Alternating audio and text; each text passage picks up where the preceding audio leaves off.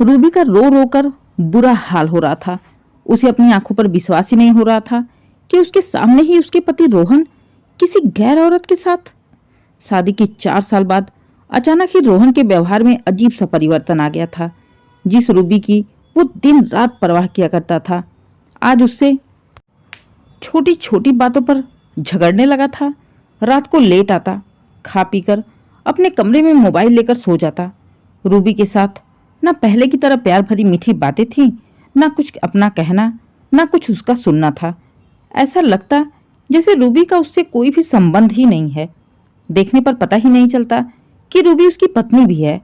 बस रूबी घर की काम वाली ही बन के रह गई थी। दिन भर घर के कामों को करती, रात को जब पति आता तो खा पीकर वो खुद के साथ मोबाइल में ही खुश रहता था। कुछ दिनों तक तो रूबी ने कुछ भी नहीं कहा, लेकिन अब उसे रोहन की हरकतें बर्दाश्त के बाहर लगने लगी थी। रूबी ने 1-2 बार रोहन से बात करने की कोशिश भी की, लेकिन रोहन रूबी से हाँ हूँ थोड़ी बहुत बातें करने के बाद सो जाता था। उसकी हरकतों से, उसके फोन पर बात करने का तरीका देख रूबी को भी कुछ शक होने लगा, और वो शक ऐसा शक जो शायद कोई भी औरत बर्दाश्त ना कर पाए। रूबी पूरी रात बेचैनी से करवटें बदलती रही। नींद का नामो निशान तक नहीं था। आखिरकार उसने फैसला कर ही लिया, चाहे कुछ भी हो जाए, मैं इसे घुट घुट के नहीं जी सकती। मुझे पता करना ही होगा, आखिर रोहन जाते कहाँ हैं। रूबी अपने शक को दूर करना चाहती थी, लेकिन वो किसी से ये बात बताना भी नहीं चाहती थी। मन में कहीं ना कहीं ये भी डर था कि अगर किसी को बात पता चल गई और मैं गलत निकल गई तो फिर रोहन को क्या मुंह दिखाऊंगी कि मैंने उनके ऊपर शक किया था। इसलिए रूबी किसी को बताने के बजाय खुद ही मैदान में कूदने के लिए तैयार हो गई। और अगले दिन जैसे ही रोहन ऑफिस गए, रूबी घर का पूरा काम निपटाकर शाम होने का इंतजार करने लगी। 5 बजे रोहन ऑफिस से छूट जाते थे, छुट्टी हो जाती थी। रूबी 5 बजे तक रोहन के ऑफिस के पास पहुंच गई थी और नजरें लगातार गेट पर ही था। वो देखना चाहती थी कि रोहन निकलकर आखिर जाते कहाँ हैं। कुछ देर बाद रोहन अपनी गाड़ी से निकले। रूबी ये देख के हैरान थी कि रोहन घर का रास्ता पकड़ने की बजाय उल्टे रास्ते निकल गए। रूबी भी रोहन के पीछे हो ली। ज़्यादा दूर तक नहीं जाना पड़ा। थोड़ी ही दूर पर जाकर रोहन एक मॉल में घुस गए। रूबी भी उनके पीछे पीछे चल पड़ी। रोहन जैसे ही नीचे गए, रूबी उनके ऊपर नजरें बनाए रखी और ऊपर से ही रोहन को देखती रही। रोहन सीधा उस टेबल की ओर गए जहां पहले से ही कोई लड़की बैठी रोहन का इंतजार कर रही थी। रोहन को देखते ही मुस्कुरा पड़ी। रोहन भी उसे गले लगाए और फिर दोनों साथ बैठकर बातें करते हुए पिज्जा खा रहे थे। हाथों में हाथ डाले जूस भी पी रहे थे। रूबी ऊपर से सारा कुछ देखे जा रही थी। रोहन को उस लड़की के इतने करीब देख, उसके हाथों में हाथ डालकर बैठे देख, ऐसा लगा कि उसके शरीर से उसकी जान ही निकल गई हो। उसके हाथ पैर इतना तेज कांपने लगे कि वो अपने आप को रोक नहीं पाई और वहीं नीचे बैठ गई। आंखों में आंसू अपने आप ही गिरने लगे। आते जाते लोगों की कोई भी सूध नहीं रह गई थी उसे। रूबी की हालत रूबी के सिवा और कोई समझ नहीं सकता। रूबी की हालत बयां करने के लायक नहीं थी कि उसके ऊपर क्या बीत रही थी। अपने सामने ही अपने पति को किसी दूसरी औरत के साथ इतना चिपक कर प्यार भरी मीठी बातें करते हुए देख रूबी तो क्या, दुनिया की कोई भी औरत शायद ही बर्दाश्त कर पाए। पहले तो रूबी के मन में आया कि वो रोहन के पास जाए, उस पर चीखे, चिल्लाए, उसे कहे उसने क्यों किया मेरे साथ ऐसा, क्यों दिया मुझे धोखा। चोरी रोहन की पकड़ी गई थी, लेकिन डर और कांप रूबी रही थी। जैसे ही वो रोहन के पास जाने के लिए उठी, अचानक ही उसके दिमाग में क्या आया, वो फिर से वहीं बैठ गई। दोनों की ही हरकतों की वीडियो बनाने लगी। फिर उसने रोहन को फ़ोन किया, उससे पूछा भी, रोहन ऑफिस की तो छुट्टी हो गई, कहाँ हैं आप। रोहन कहने लगा, ऑफिस की छुट्टी हुई है, लेकिन मैं कोई मामूली सा एम्प्लॉय नहीं कि 5 बजते ही तुरंत निकल जाऊं। मुझे रिपोर्ट तैयार करनी होती है, अगले दिन का टारगेट बनाना होता है। मैं 8 बजे निकलूंगा, 9 बजे तक घर पहुंच जाऊंगा। कहते हुए रोहन ने फ़ोन काट दिया। साफ झूठ, रूबी के सामने होकर भी रोहन ने साफ झूठ बोल दिया। अब रूबी बुरी तरह से टूट गई थी। रोहन ने एक बार भी नहीं पूछा कि किस काम से फोन करा था। फोन रखकर वो तुरंत ही उस लड़के के साथ बातें करने में बिजी हो गया। रोहन की हरकतें देख देख रूबी का गुस्सा बढ़ता गया। ऐसा लगा जैसे एक लाचार पत्नी की जगह साक्षात माँ दुर्गा ने अवतार ले लिया हो। कहते हैं ना, जब औरतों को गुस्सा आ जाए तो किसी देवी से कम नहीं लगती। वैसे ही हालत रूबी की थी। थोड़ी देर बाद रूबी हिम्मत करके उठी और आंखों में आंसुओं की जगह अंगारे भरकर रोहन के आगे खड़ी हो गई। रूबी को ऐसे अचानक अपने आगे खड़ा देख रोहन हैरान, हक्का बक्का सा वो रूबी को ही देखे जा रहा था। रूबी को देख वह झटके से लड़की का हाथ छुड़ा लेता है और खड़ा होते हुए कहता है, रूबी तुम यहाँ? हाँ मैं यहाँ। तुम तो ऑफिस में थे ना, फिर यहाँ कैसे आए तुम? और ये कौन है? रूबी मैं सब बताता हूँ। तुम एक काम करो, मेरे साथ घर चलो, फिर मैं तुम्हें सब कुछ समझाता हूँ। मुझे कुछ भी नहीं सुनना है रोहन। जो भी सुनना है कहना है यही कहो, सबके सामने कहो। रूबी इतना तेज बोलने लगी कि रोहन चारों ओर देखने लगता है। लोगों की नजरें खुद पर जाते हुए देख रोहन को अपनी बेइज्जती महसूस होती है। वो रूबी का हाथ पकड़ ले जाने लगता है। रूबी तुरंत ही अपना हाथ छुड़ाते हुए उस लड़की की ओर जाती है और उसे जितना भला बुरा कह सकती थी, जितना कुछ सुना सकती थी, सब कुछ रोहन के सामने ही उसे अच्छे से सुनाया। रोहन खड़ा चुपचाप देखता रहा। वो लड़की लगातार रोहन को देखे जा रही थी, लेकिन रोहन की हिम्मत नहीं हुई कि वो रूबी को मना भी कर पाए। जब रूबी ने उस लड़की को गिरी हुई चरित्रहीन कहा तो रोहन बीच में ही कूद पड़ा। रूबी, कुछ भी बोलने से पहले सोच लिया करो। तुमसे क्या बातें कर रही हो? वो मेरी ऑफिस की है। तुम जैसा सोच रही हो ऐसी कोई बात नहीं है। हम ऑफिस की ही बातें डिस्कस कर रहे थे। तुम ऐसे किसी के बारे में नहीं बोल सकती हो। किसी के घर की लड़की है वो, उसकी भी इज्जत है। अच्छा, उसकी इज्जत का तो तुम्हें बहुत ख्याल है रोहन, और मेरी इज्जत का क्या? मैं किसी की लड़की नहीं हूं, मेरी कोई इज्जत नहीं है, और ऑफिस की बातें कर रहे हो। रोहन, कौन सी ऑफिस की बातें?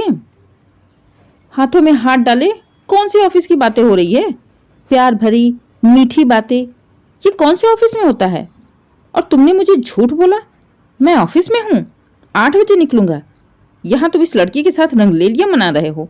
रूबी बस करो, बहुत हो गया तुम्हारा तमाशा। बीच बाजार में तमाशा मत करो, चलो चुपचाप घर। रोहन तुरंत उस लड़की को भेज दिया और खुद वहां से चला गया।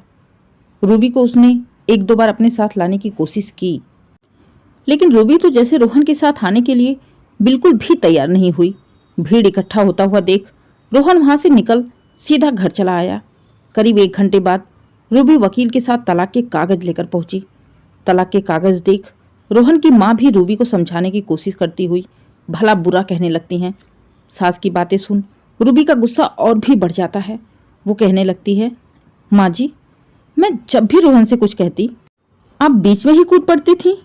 आज आपके इस कूदने का ही नतीजा है जो आज मेरा घर बर्बाद हो रहा है। मेरा घर बर्बाद करने के पीछे आपका भी हाथ है। मैं जब भी रोहन से पूछती कहाँ जा रहे हो, इतना टाइम क्यों लग रहा है, आप तुरंत मुझे टोकती थी। मर्दों को इतना नहीं टोकना चाहिए, वो काम से ही जाते हैं।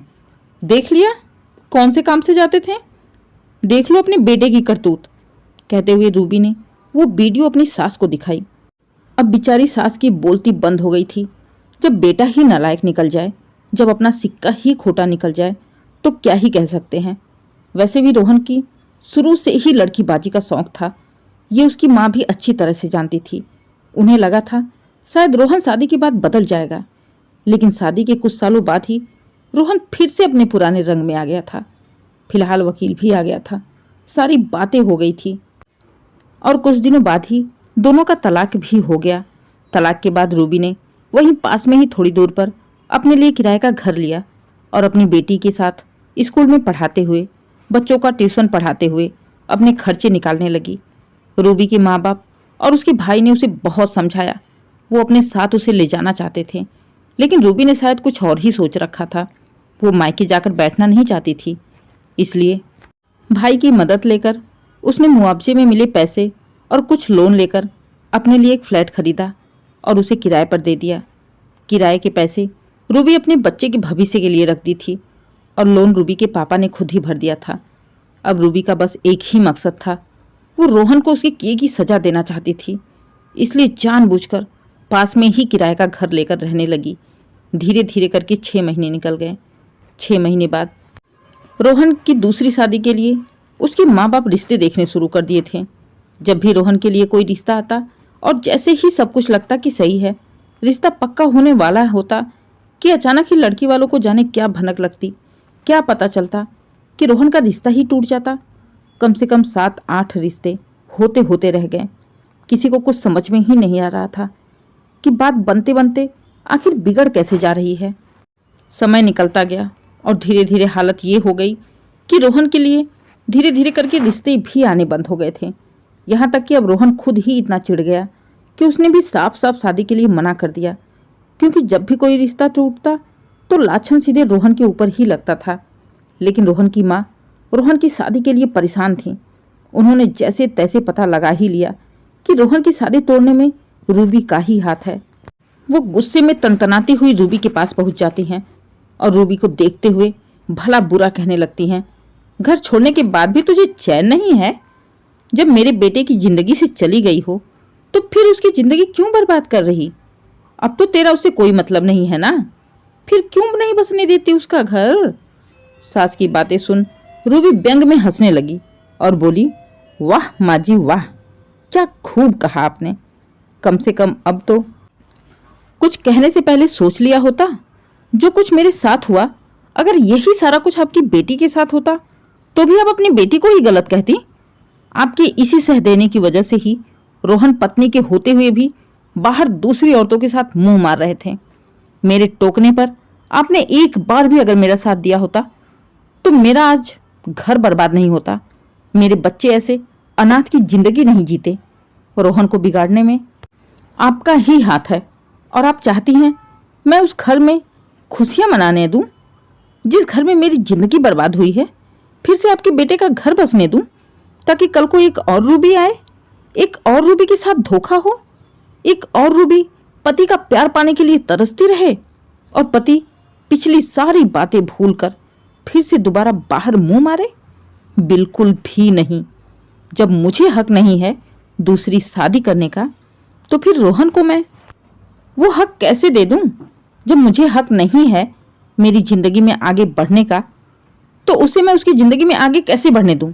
चाहे भले ही मेरी जिंदगी बर्बाद हो जाए, लेकिन आस पड़ोस, गांव में, नाते रिश्तेदारों में कम से कम सबको ये सबक तो मिलेगा ना कि अपनी पत्नी को छोड़ बाहर मुंह मारने का नतीजा क्या होता है। अगर आज रोहन की शादी हो गई, क्या भरोसा कि कल वो अपनी दूसरी पत्नी को धोखा नहीं देगा? क्या भरोसा कि कल से वो फिर से बाहर मुंह नहीं मारेगा?